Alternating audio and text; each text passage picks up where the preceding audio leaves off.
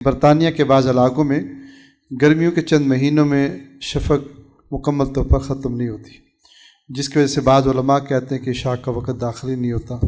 ایسی صورت میں شرعی اور فقہی اعتبار سے عشاء کی نماز کا کیا حکم ہے اور مسلمانوں کو کون سا محتاط و معتبر طریقہ اختیار کرنا چاہیے؟ یہ مجھ سے پوچھا تھا ایک وقت میں میرے بعض طلباء نے، بعض علماء نے۔ میں نے کہا تھا کبھی موقع ہوا تو میں مختصراً اس پہ روشنی ڈالوں گا، بڑا اہم مسئلہ ہے، اور آج کل تو مہینے بھی شاید وہی ہیں، ایام بھی وہی ہیں۔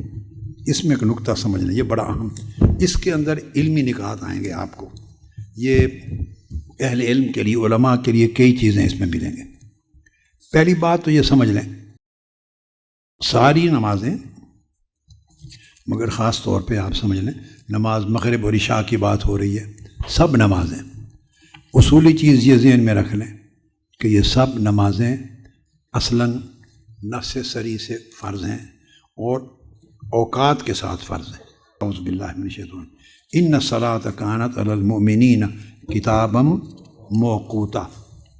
یہ جو اللہ پاک نے قرآن مجید میں جا بجا ایسے اوقات نماز کا بھی ذکر فرمایا ہے، اوقات نماز کا، جس میں نماز فجر، نماز مغرب، نماز عشاء، ان نمازوں کا قرآن مجید میں ذکر آتا ہے۔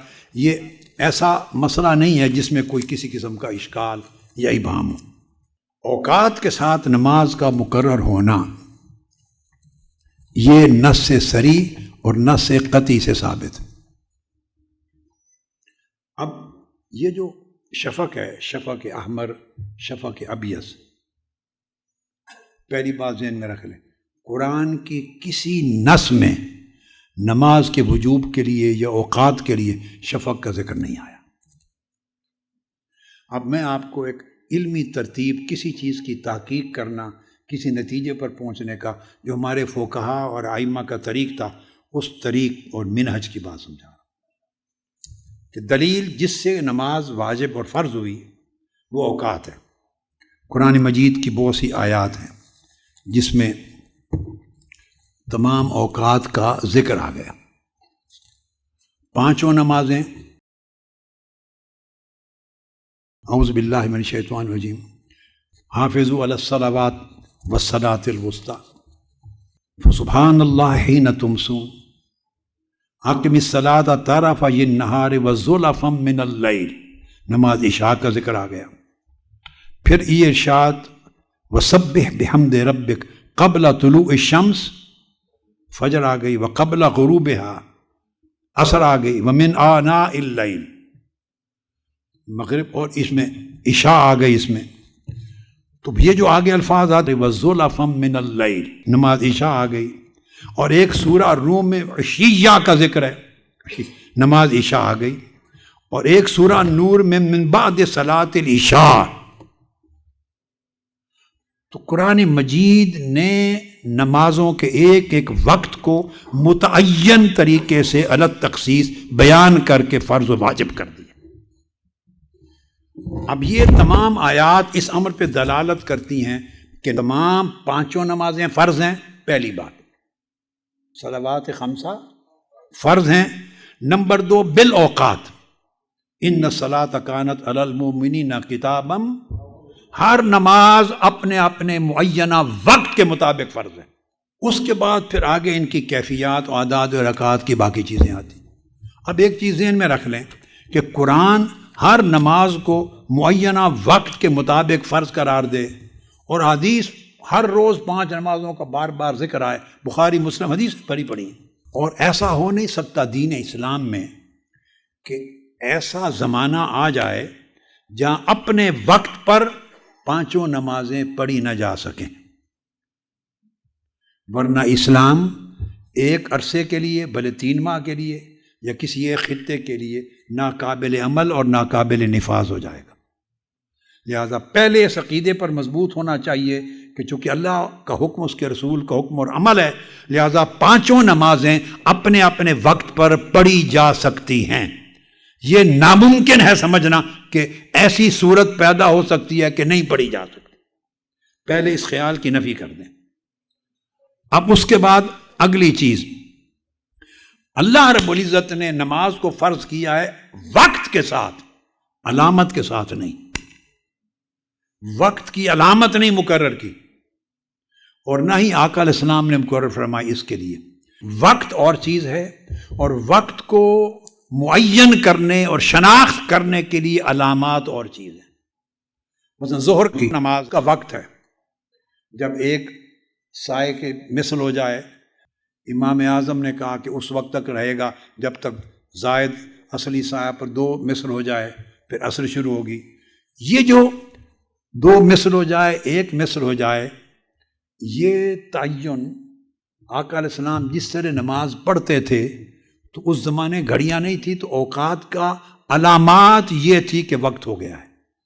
یہ علامات علت وجوب نہیں ہے، نفس وجوب کی شرط نہیں ہے، نفس وجوب کا حصہ نہیں ہے، اور وجوب کی اور فرضیت کی علت نہیں ہے۔ ادائیگی یہ نماز وقت پر کرنی ہے۔ وقت کی پہچان کیسے ہو؟ یہ علامتیں دی گئی تھیں۔ اب آپ گھڑیاں یوز کر لیتے ہیں، اب کوئی سوٹی رکھ کر تو مثل سایہ پیمانے کرتا ہے؟ نہیں۔ 2 باتیں ہو گئیں۔ تو جو نفی ہے انتفاع جس کو کہتے ہیں، نماز واجب نہیں ہوئی یا وقت نہیں ہوا نماز کا، یہ انتفاع وقت سے ہوگا، انتفاع علامت سے نہیں ہوگا۔ وقت کی پہچان کے لیے علامتیں ہیں، اگر علامت مرتفع ہو جائے تو نماز کا وقت قائم ہے، نماز کا وقت قائم ہے۔ اب شفق، حدیث پاک میں خالی شفق کا لفظ آیا، ایک حدیث بھی نہیں ہے آقا علیہ السلام کی کہ آپ نے شفق احمر اور شفق ابیض کی تفریق فرمائی ہو۔ یہ ائمہ فقہا نے شفق کی تفصیل بیان کرنے کے لیے پھر علامت بیان کی کہ احمر ہے اور اسود ہے۔ تو جب یہ فقہا تصریح کرتے ہیں تو یہ دلیل ظنی ہوتی چلی جاتی ہے۔ دلیل قطعی نص قرآن ہے یا نص حدیث نبوی، یہ علامات سب دلائل ظنیہ سے ثابت ہیں۔ ائمہ نے اس کو واضح کیا اور سمجھایا۔ اب اگر ہم یہ چیز دیکھیں اور یہ تصور کر لیں کہ یہ علامت ظاہر نہیں ہوئی، پہلی شفق چلی جا رہی ہے، یہ احمر ابیض ہو گئی اور چلی جا رہی ہے، اگر یہ ہم سوچیں تو روزہ کی سحری کس حساب سے ختم کرتے ہیں؟ ہم نے اوقات مقرر کر دی ہے نا، اوقات، حالانکہ شفق تو ابھی نہ آئی نہ غائب ہوئی، تو اوقات مقرر کر دیے۔ تو جب ہم تمام امور اوقات کو مقرر کر کے کر رہے ہیں تو لہٰذا نماز واجب ہی اللہ پاک نے اوقات کے ساتھ کی تھی، علامات کے ساتھ نہیں کی تھی۔ اس لیے حدیث میں کبھی ثلث اللیل کا ذکر آیا صحیح بخاری مسلم میں، کبھی نصف اللیل کا ذکر آیا، یعنی حضرت عائشہ صدیقہ کی روایت، ابو موسیٰ اشعری کی، حضرت بریدہ کی، ابی سعید کی، ابو ہریرہ، ابو برزہ، عمرو بن العاص، جتنی حدیثیں پڑھیں آقا علیہ السلام نے کبھی ثلث اللیل کہا، کبھی نصف اللیل کہا، اور کبھی کہا الوقت ما بین ہذین الوقتین، ان 2 وقتوں کے درمیان کوئی وقت مقرر کرو۔ درجنوں حدیث بخاری، مسلم، ابو داؤد، نسائی، ترمذی، سب کتب میں صحیح موجود ہیں جس میں آقا علیہ السلام نے اوقات کی حد بندی کی، کسی جگہ وقت کی پہچان علامت مقرر نہیں فرمائی۔ آدھی رات گزر جائے، 1/3 رات گزر جائے، غروب سے طلوع تک بین ہذین الوقتین، ان 2 وقتوں کے درمیان آ جائے، نصف شب یا ثلث لیل سے اور غروب کے بعد کے وقت کی تقسیم کر لو۔ تو آقا علیہ الصلوۃ والسلام نے یہ تمام ارشادات اس طریقے سے فرمائے۔ اب کیا ہوگا؟ 2 مثالیں دیتا ہوں تاکہ بات بڑی واضح ہو جائے۔ اب وہ ممالک جیسے ناروے میں آگے ایک علاقہ آتا ہے جو قطب شمالی اور قطب جنوبی کے علاقے ہیں، اگر ہم یہاں شفق کے ختم ہونے اور نہ ہونے کی وجہ سے پریشان ہو جائیں تو ایسے ملک ہیں، ایسی جگہیں ہیں جہاں سورج ہی 6 مہینے غروب نہیں ہوتا۔ میں خود گیا ہوں وہاں، میں نے نمازیں پڑھی ہیں، سورج سر پہ موجود تھا، سورج کے ہوتے ہوئے ظہر بھی پڑھی، عصر بھی پڑھی، مغرب بھی پڑھی، عشاء بھی پڑھی، سورج سر پہ کھڑا ہے۔ سورج ان خطوں میں ظہر اور عصر کے درمیان تک جو سفر ہوتا ہے نا، وہاں تک آتا ہے، آگے نہیں چلتا۔ تو ظہر کے وقت پر کھڑا رہتا ہے، اسی میں ظہر بھی پڑھتے ہیں، عصر بھی پڑھتے ہیں، مغرب بھی پڑھتے ہیں، عشاء بھی پڑھتے ہیں۔ پھر جب واپس جاتا ہے تو جب واپس جاتا ہے تو یکلخ طلوع ہو جاتا ہے۔ سردیوں میں سورج نکلتا ہی نہیں، 6 مہینے رات رہتی ہے۔ جب رات رہتی ہے 6 ماہ، اس رات کے وقت میں فجر بھی پڑھتے ہیں، اسی میں ظہر بھی پڑھتے ہیں، عصر بھی پڑھتے ہیں، اور پھر مغرب اور چلو عشاء تو ہو گئی رات کی، تو وہ مغرب بھی ہو گئی۔ تو 3 نمازیں سورج کے طلوع ہوئے بغیر رات کے اندھیرے میں پڑھتے ہیں، اور گرمیوں میں 3 نمازیں سورج سر پر ہوتا ہے تو پڑھتے ہیں، ظہر، عصر، مغرب اور عشاء۔ اب یہ کس طرح جائز ہوا؟ اقرب البلاد لے لیتے ہیں یا اقرب الایام لے لیتے ہیں، یعنی وہ 3 مہینے، ادھر تو 6 مہینے کا میٹر ہے نا، وہ پھر قریب کے جو شہر ہیں وہ ان شہروں کا وقت لے کے اس پر اپلائی کر دیتے ہیں، تو لکھا ہوتا ہے تو گھنٹوں کے حساب سے اس میں ساری نمازیں 5 پڑھی جاتی۔ تو اللہ رب العزت نے لا یکلف اللہ نفسا الا وسعہا یہ قاعدہ بنایا۔ اور اب یہ جو ہمارا عملی زندگی کا ہے، اس کا ایک حدیث پاک کا واقعہ بتاتا ہوں۔ یہ تو آپ 24 گھنٹے دیکھتے ہیں، اب حدیث پاک میں ہے صحیح مسلم میں، جب دجال آئے گا تو آقا علیہ السلام نے فرمایا قال 40 یوما، اس کا جو قیام ہے 40 دن رہے گا۔ یومن کا سنۃ، اس کا ایک دن 1 سال کے برابر ہوگا، یعنی جو ہمارے اوقات ہیں 365 دن، پورا سال گزر جائے گا تو صرف 1 دن ختم ہوگا اس کا، یعنی صبح سورج کا طلوع اور شام کا غروب، یہ 1 دن 1 سال لگے گا۔ اس پر فقہا نے پیسے کی، اس میں نمازوں کا عالم کیا ہوگا؟ جب 1 سال ہی گزر جانا ہے اور ہونا 1 دن ہے تو نمازیں کیا ہوں گی؟ وہ اس کے آنے سے پہلے جو اوقات چل رہے ہوں گے وہی اوقات اس پہ نافذ کر دیے جائیں گے، جیسے آج قطب شمالی اور قطب جنوبی میں نافذ کر دیے جاتے ہیں۔ تو وہ ان اوقات کے مطابق ہماری نمازیں ہوتی رہیں گی، نہ نماز کا وجوب ختم ہوگا، نہ ایک نماز کو دوسرے وقت میں ضم کریں گے۔ پھر اگلا دن چل پڑے گا، اگلا دن، تو 365 دنوں کی نمازیں پڑھیں گے مگر دن ایک ہی ہوگا۔ پھر فرمایا وہ یوم کا شہر، پھر ایسا بھی آئے گا اس کے بعد 1 دن 1 مہینے کا ہو جائے گا، پھر 1 دن وہ یوم کا جمعۃ، ایک یعنی جمعہ یعنی 7 دن کا ہو جائے گا، پھر سائر ایام کا ایامکم، تو پھر بعد میں یہ ہو جائے گا۔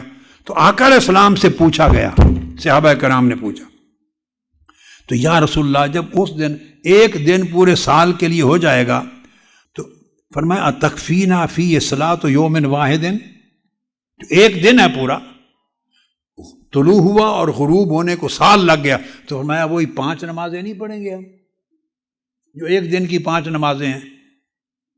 اب آپ ڈائریکٹ سوال کی طرف آ گئے نا، اور صحیح مسلم کی حدیث کے مطابق تو جب طلوع ہوا اور غروب تک 1 دن ہے تو وہی 5 نمازیں 1 دن کی نہیں پڑھیں گے۔ آقا علیہ السلام نے فرمایا قال اللہ اقدروا، ٹائم کا تعین کر لینا، جتنا وقت تمہارا 1 دن میں لگتا ہے اس طرح تقسیم کرتے جانا، تو 365 دنوں کی طرح 365 دنوں کی نمازیں پڑھیں گے۔ تو گویا آقا علیہ الصلوۃ والسلام اس مسئلے کا حل بصراحت عطا فرما چکے ہیں۔ وقت کی تقسیم کر لینا، جب وقت کی تقسیم کر لیں گے تو ہر نماز ہوتی رہے گی۔ تو جب 365 دن 1 دن میں بدل گئے، تب ایک دن کی 5 نمازیں اپنے وقت پہ چلتی گئیں، وجوب ختم نہیں ہوا۔ تمہارے ہاں 3 مہینے شفق اگر ختم نہیں ہوتی تو ہمارے یہاں نماز کا وجوب کیسے ختم ہوگا؟ جو کیوں مدغم کر دیں گے؟